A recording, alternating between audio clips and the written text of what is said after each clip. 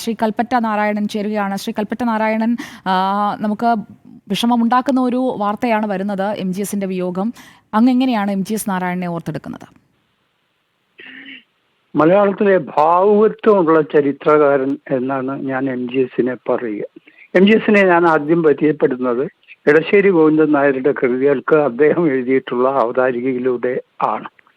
ഒരു പക്ഷേ ഇടശ്ശേരി ആ വിധത്തിൽ മനസ്സിലാക്കപ്പെടുന്നതിന് മുമ്പാണ്, ഇടശ്ശേരി ആവുന്നതിന് മുമ്പാണ് MGS അദ്ദേഹത്തെക്കുറിച്ച് വളരെ സൂക്ഷ്മവും സമഗ്രവുമായ ഒരു പഠനം എഴുതുന്നത്. പിന്നീട് അദ്ദേഹത്തിന്റെ ചരിത്രകൃതികളൊക്കെ ആയിട്ട് പതുക്കെ നമ്മൾ ബന്ധപ്പെടും. അപ്പോഴൊക്കെയും ഈ ഭാവുകത്വ ബന്ധം അദ്ദേഹം വിടാതെ സൂക്ഷിക്കുന്നു.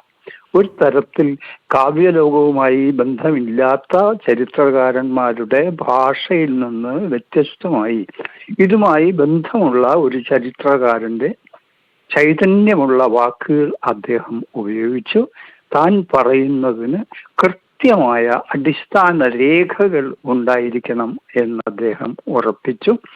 മലയാളത്തിലെ ഈ ചരിത്ര രചനയെ ഇത്രമാത്രം സ്വാധീനിച്ച, നിർണയിച്ച മറ്റൊരു വ്യക്തിത്വവും ഇല്ല.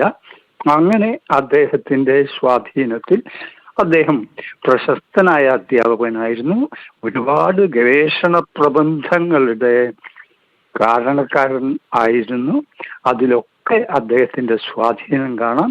ഇന്ന് നമ്മൾ അറിയുന്ന കേരളത്തിലെ ചരിത്രബോധത്തിന്റെ സ്രഷ്ടാക്കളിൽ പ്രമുഖൻ ആയിരുന്നു MGS എന്നതാണ് എനിക്ക് അദ്ദേഹത്തെ കുറിച്ച് പറയാനുള്ളത്.